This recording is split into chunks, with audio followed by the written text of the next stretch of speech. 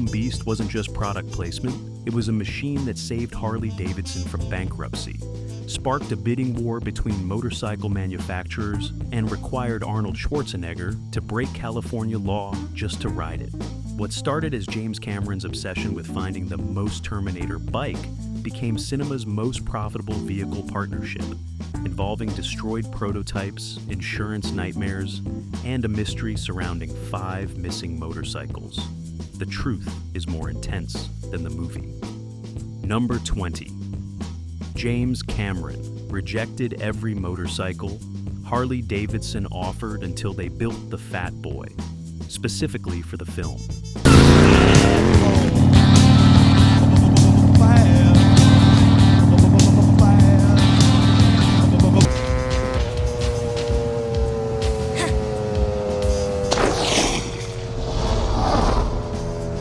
Here's something that'll blow your mind right out the gate. Director James Cameron personally rejected 17 different Harley-Davidson models during pre-production meetings, telling executives none looked mechanical and intimidating enough for the T-800, forcing Harley to develop the Fat Boy prototype specifically to meet his vision. Cameron spent 3 months in 1990 meeting with Harley-Davidson's design team in Milwaukee, describing his exact requirements for a motorcycle that looked like rolling sculpture rather than traditional American cruiser styling. Harley's chief designer, Willie G. Davidson, initially resisted Cameron's demands, arguing that radically departing from their established aesthetic could alienate loyal customers and damage brand identity. Cameron threatened to use a Japanese manufacturer if Harley couldn't deliver his vision, creating corporate panic since landing Terminator product placement represented a potential marketing windfall worth millions. The Fat Boy design emerged from these contentious meetings, featuring solid disc wheels, massive fenders, and brutalist styling that departed significantly from Harley's chrome, heavy traditional approach. Harley invested over $2 million developing the Fat Boy prototype accelerated production timeline to meet Cameron's filming schedule. The gamble paid off spectacularly when the Fat Boy became Harley's best-selling model throughout the 1990s, saving the company from serious financial difficulties. Number 19. Arnold Schwarzenegger didn't have a motorcycle license and had to take secret riding lessons to avoid publicity.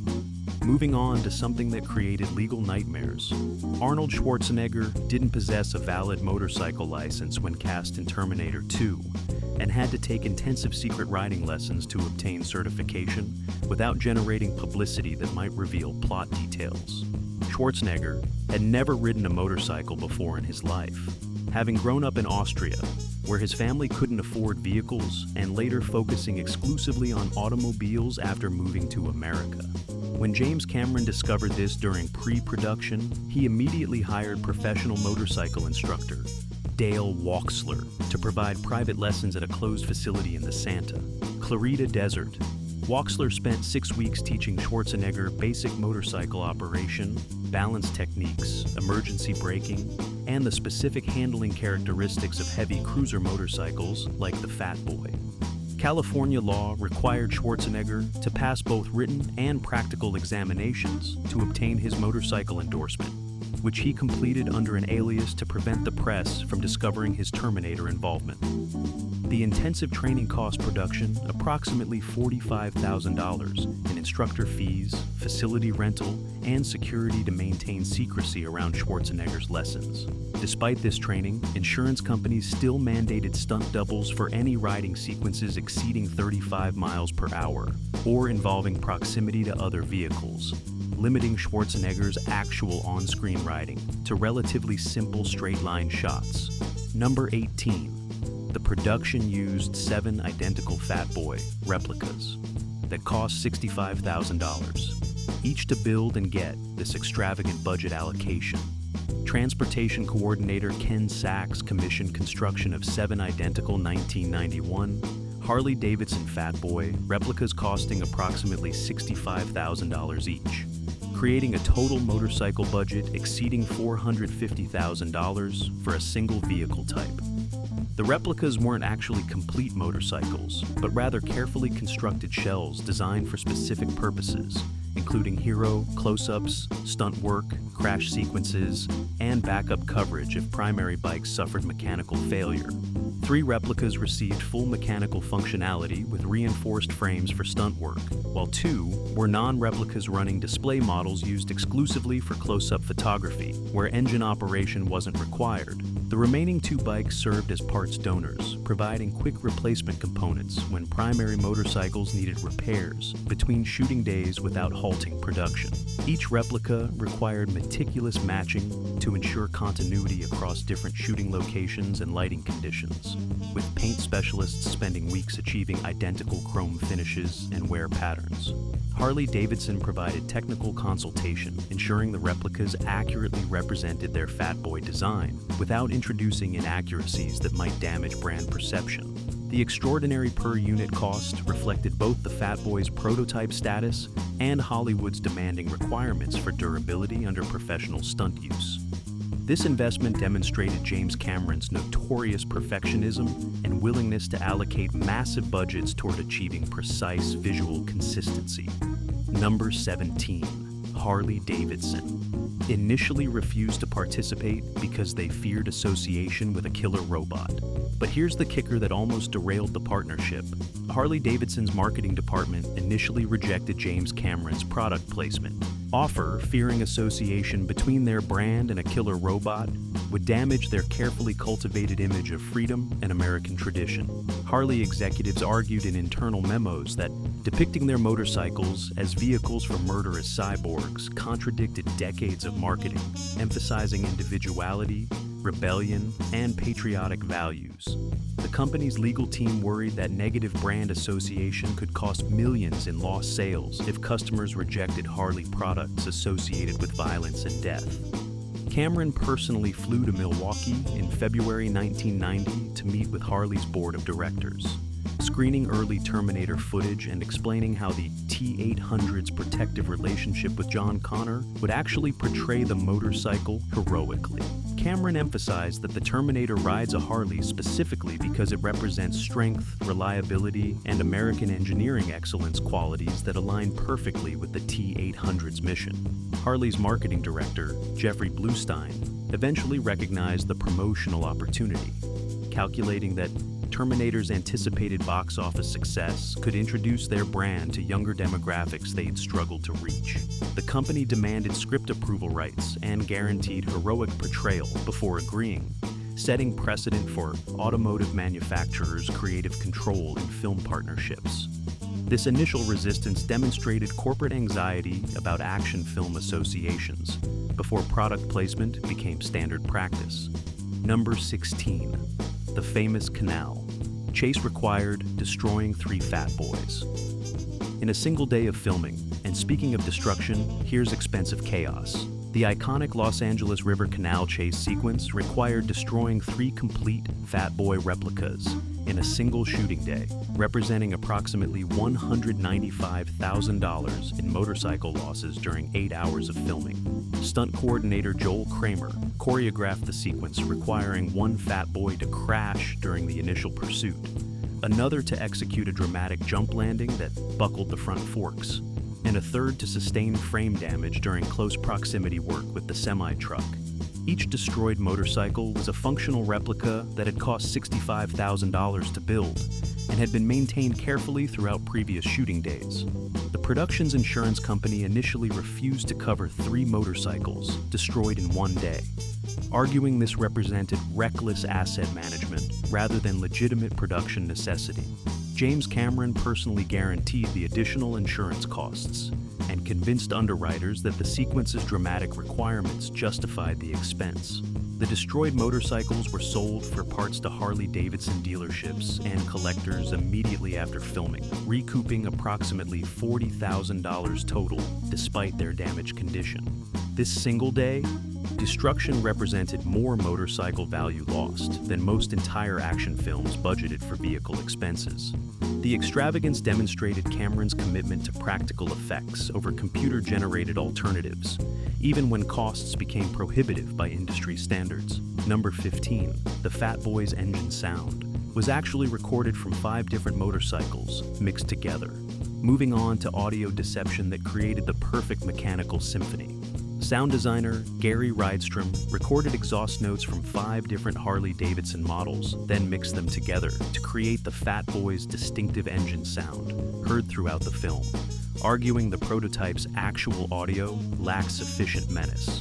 Rydstrom spent 2 weeks at Harley's Milwaukee testing facility, recording various engines under different throttle conditions, capturing everything from idle rumble to full throttle acceleration, roar across multiple motorcycle types. The Fat Boy prototype's actual engine produced a relatively quiet, refined sound that Harley's engineers had deliberately tuned for customer comfort rather than aggressive intimidation. Rydstrom layered these recordings with synthesized mechanical sounds, adding metallic overtones and bass frequencies that suggested massive weight and raw power beyond what any single motorcycle naturally produced. The resulting hybrid audio track combined authentic Harley character with enhanced theatrical impact that made the Fat Boy sound more menacing than any real motorcycle could achieve. Test audiences specifically mentioned the motorcycle's powerful sound and feedback forms, validating Rydstrom's approach of prioritizing emotional impact over technical accuracy. This audio manipulation became industry standard for motorcycle films, where enhanced engine sounds routinely replace authentic recordings. The technique earned Rydstrom an Academy Award nomination for Best Sound Editing, partly due to his innovative motorcycle audio work throughout Terminator 2's action sequences. Number 14. Arnold Schwarzenegger personally requested the shotgun mount be added to make the T-800 more intimidating and get this creative input from the star himself. Arnold Schwarzenegger personally suggested adding the Winchester 12-gauge shotgun to the Fat Boy's custom mount during pre-production, arguing the combination of motorcycle and weapon would create an instantly iconic silhouette. The original screenplay described the T-800 simply riding the motorcycle without any mounted weapons, storing firearms in saddlebags or carrying them separately. Schwarzenegger sketched crude drawings showing how a shotgun could be mounted diagonally across the bike's frame, creating a visual that suggested the Terminator and motorcycle were a single integrated weapon system. James Cameron initially resisted this idea, worried that permanently mounting a weapon would look ridiculous or impractical, but Schwarzenegger persisted through multiple production meetings. Prop master John Rosengrant designed a custom leather scabbard system that held the shotgun securely while allowing quick draw access, solving Cameron's practical concerns. The modification cost approximately $8,000 to design, fabricate, and install across all 7 Fat Boy replicas. Test footage convinced Cameron that Schwarzenegger's instincts were correct. The mounted shotgun transformed the motorcycle from simple transportation into a mobile weapon platform that perfectly embodied the Terminator's mission-focused efficiency. This creative contribution became one of the film's most memorable visual elements, frequently referenced in promotional materials and replicated by countless fans building Fat Boy tributes. Number 13. The Hero. Fat Boy survived filming and sold at auction for $135,000 in 2006. But here's something that reveals lasting value. Despite the extensive stunt work and mechanical punishment, the primary Hero Fat Boy survived production completely intact and eventually sold at a Profiles in History auction for $135,000 in October 2006. The Hero bike was the most filmed motorcycle, appearing in all close-up shots, dialogue scenes, and any sequence where Arnold Schwarzenegger personally rode rather than using stunt doubles. Transportation coordinator Ken Sachs carefully preserved this specific motorcycle throughout filming, performing meticulous maintenance after each shooting day and restricting its use to controlled conditions that minimized mechanical stress. After filming wrapped, the Hero Fat Boy remained in James Cameron's personal collection for 15 years, displayed in his production company's offices alongside other Terminator memorabilia. Cameron reluctantly consigned it to auction in 2006 to raise funds for deep-sea exploration projects that consumed his attention between film productions. The $135,000 sale price represented more than double the motorcycle's construction cost, demonstrating how screen provenance dramatically increases collector value beyond mechanical worth. Harley-Davidson attempted to purchase the hero bike at auction to display in their Milwaukee museum, but was outbid by an anonymous collector. The sale established record pricing for screen. Used motorcycles, a benchmark that influenced subsequent celebrity vehicle auction valuations throughout the following decade. Number 12, Harley-Davidson's stock price increased 23% within 6 months of the film's release. And speaking of financial impact, here's unprecedented corporate success. Harley-Davidson's stock price increased 23% during the 6 months following Terminator 2's July 1991 theatrical release, with financial analysts directly attributing much of this growth to Fat Boy sales driven by film exposure. The company reported selling over 12,000 Fat Boy motorcycles in the model's first full production year, vastly exceeding internal projections of 4,000 units that had been considered optimistic. Harley's marketing department estimated the Terminator product placement generated approximately $40 million in free advertising value through theatrical exposure, home video sales, and sustained media coverage. The Fat Boy's success pulled Harley-Davidson out of serious financial difficulties that had threatened bankruptcy during the late 1980s, when Japanese manufacturers dominated the American motorcycle market. Industry analysts noted that younger buyers specifically mentioned Terminator 2 when explaining their Fat Boy purchases, demonstrating the film's influence on consumer behavior and brand perception. Harley executives publicly credited James Cameron's vision with revitalizing their design philosophy and proving that departing from traditional styling could attract new customers without alienating existing ones. This corporate resurrection, through product placement, became a Harvard Business School case study on entertainment marketing's potential economic impact. The partnership established templates for automotive manufacturer involvement in Hollywood productions, where creative collaboration replaced simple logo placement as the gold standard. Number 11. The production destroyed a total of 5 Fat Boys, despite only 3 appearing on screen. But here's the kicker that reveals hidden chaos. Despite only 3 Fat Boy destructions appearing in the finished film, the production actually destroyed 5 complete motorcycles during filming due to failed stunts, mechanical breakdowns during dangerous sequences, and backup crashes required for insurance coverage. 2 additional Fat Boys were destroyed during stunt rehearsals and test runs that occurred weeks before actual filming, when stunt coordinator Joel Kramer experimented with jump distances and crash dynamics to ensure performer safety. 1 motorcycle suffered catastrophic frame damage during a failed jump attempt, where the landing angle proved steeper than calculated, buckling the entire frame beyond repair despite never being filmed. Another bike was destroyed during night shooting when a stunt driver misjudged distance in low visibility conditions, crashing into concrete barriers at 47 miles per hour and sustaining damage too extensive for repair. The insurance company required these rehearsal crashes be documented separately from production footage, meaning they couldn't appear in the final film despite representing legitimate motorcycle destruction.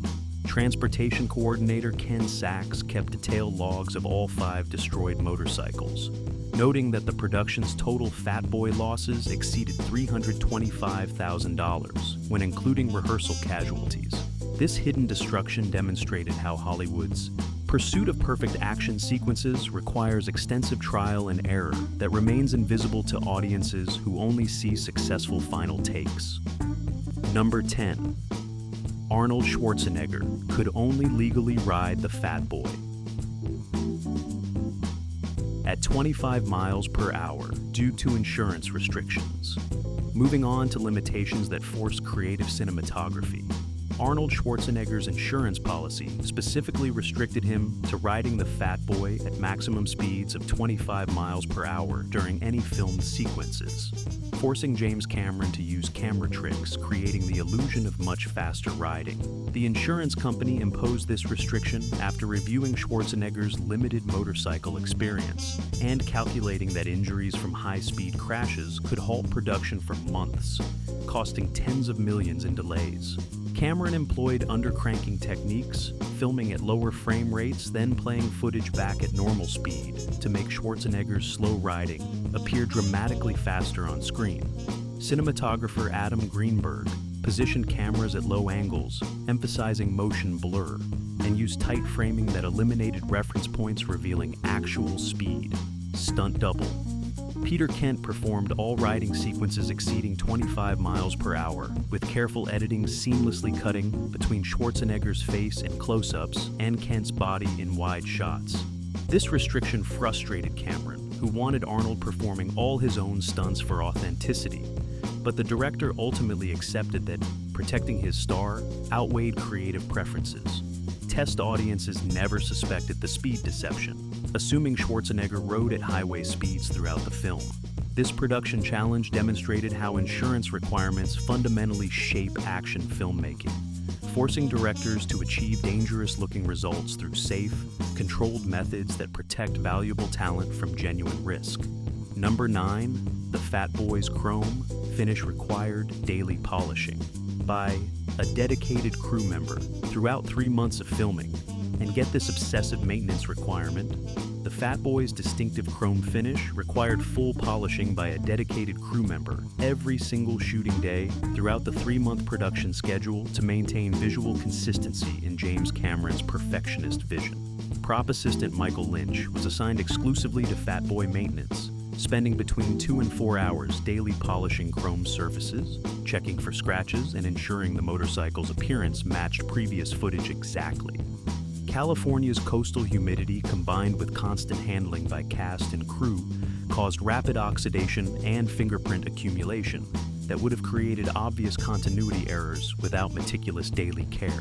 Lynch used specialized metal polish compounds and microfiber cloths, developing techniques that removed contamination without damaging the chrome's mirror finish that Cameron demanded for proper lighting reflection. The daily polishing regimen cost production approximately $18,000 in labor over 3 months, representing significant expense for purely cosmetic maintenance. Cameron personally inspected the Fat Boy before shooting began each day, occasionally rejecting Lynch's work and demanding additional polishing if any imperfections remained visible under set lighting. This extreme attention to chrome perfection demonstrated Cameron's notorious reputation for obsessing over minute details that most directors would consider insignificant. The polished chrome became essential to the film's visual aesthetic, creating dramatic reflections and highlights that emphasize the motorcycle's mechanical beauty throughout action sequences.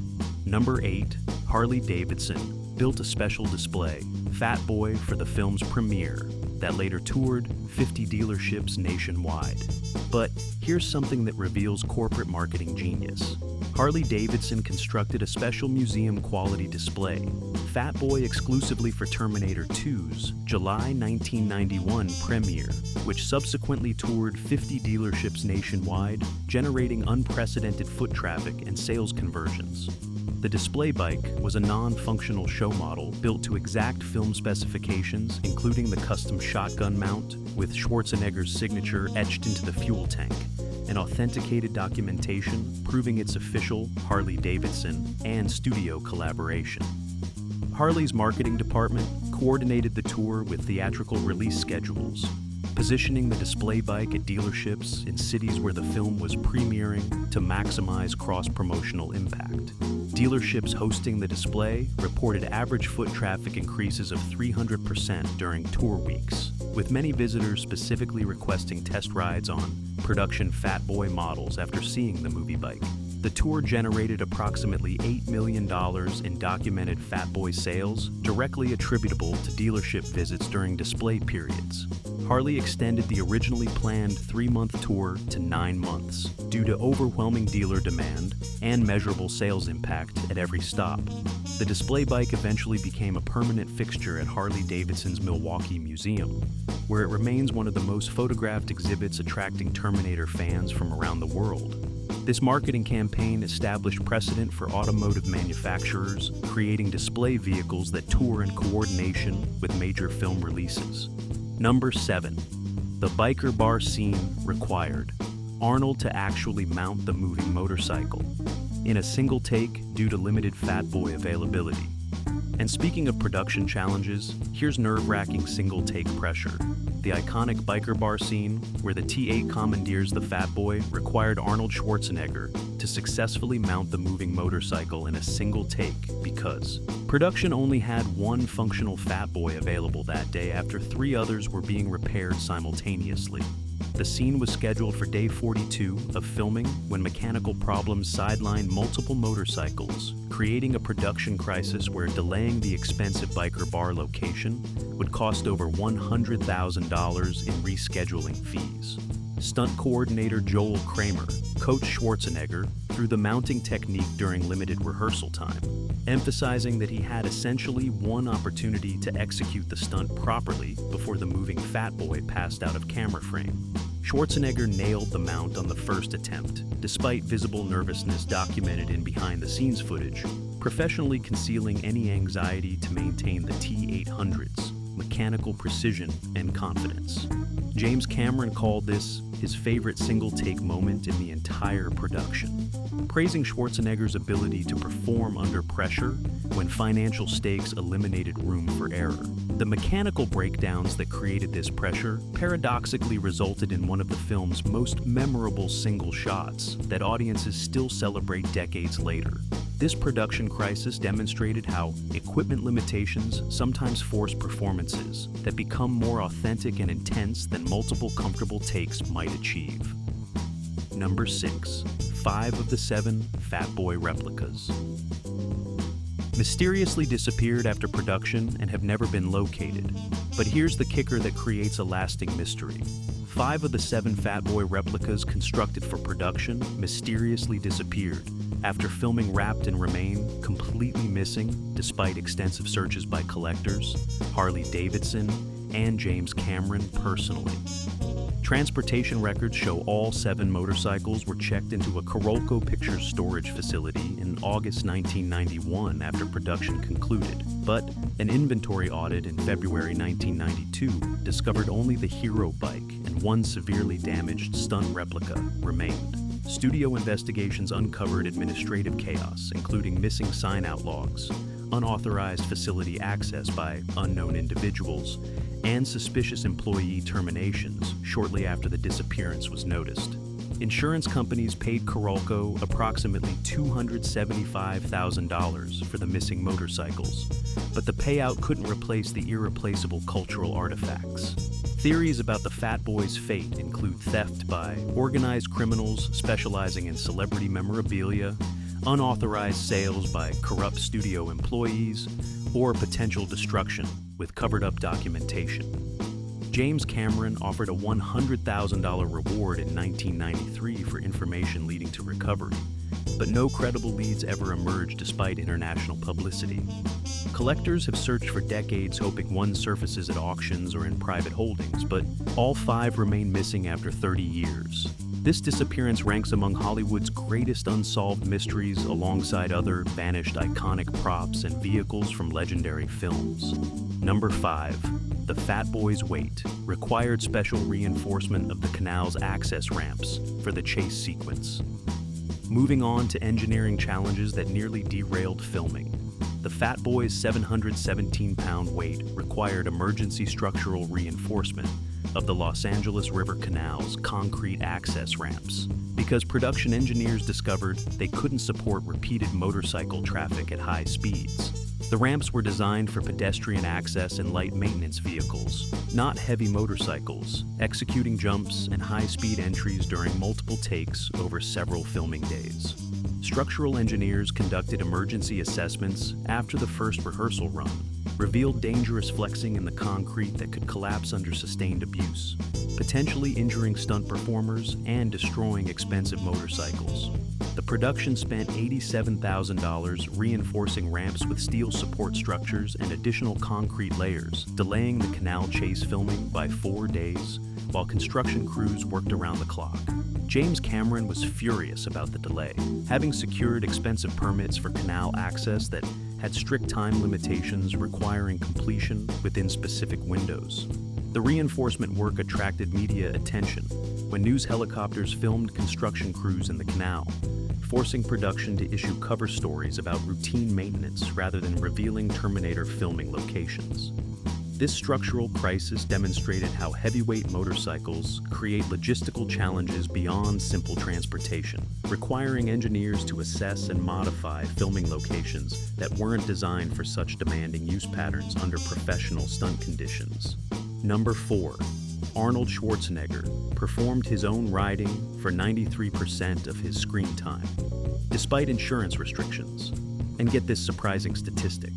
Despite insurance limitations restricting Arnold Schwarzenegger to 25 miles per hour, he personally performed his own fat boy riding for approximately 93% of his total motorcycle screen time through creative shot selection and camera techniques. James Cameron structured scenes to maximize Arnold's involvement by filming extensive dialogue sequences, parking lot maneuvering, and low-speed pursuit shots where the 25-mile-per-hour restriction didn't compromise dramatic requirements. Schwarzenegger insisted on performing as much riding as possible, believing audiences would recognize stunt doubles despite editing tricks, and that authentic performance mattered more than slightly faster speeds. Stunt coordinator Joel Kramer calculated that Arnold actually rode the Fat Boy for approximately 47 minutes of the film's total 52 minutes of motorcycle footage, an extraordinarily high percentage for a lead actor with limited riding experience. This statistic contradicts popular assumptions that stunt doubles perform most action star motorcycle work, when in reality, Schwarzenegger's commitment to authenticity meant he dominated Fat Boy screen time personally. The insurance restrictions actually benefited Cameron's visual style by forcing slower, more deliberate motorcycle choreography that emphasized the T-800's mechanical precision rather than reckless speed. Test audiences specifically praised how controlled and purposeful the Terminator's riding appeared, unknowingly validating the insurance-mandated limitations that shaped the character's distinctive motorcycle operating style throughout the film's action sequences. Number 3. Harley-Davidson. Executives wanted the T-800 to wear a helmet, but Cameron refused, calling it absurd for a robot. But here's something that reveals creative tension. Harley-Davidson executives strongly pushed for the T-800 to wear a helmet throughout motorcycle sequences, arguing it would promote safety and protect the company from potential liability if viewers imitated unsafe riding. But James Cameron absolutely refused, calling the concept absurd for a robot. Harley's legal department worried that depicting helmetless riding in a major film could expose them to lawsuits from injured fans, claiming the movie influenced dangerous behavior.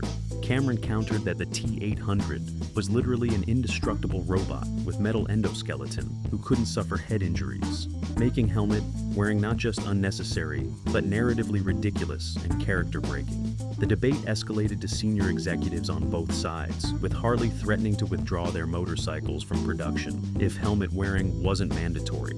Cameron called this bluff by revealing he'd already contacted Yamaha about providing alternative motorcycles, forcing Harley to capitulate completely.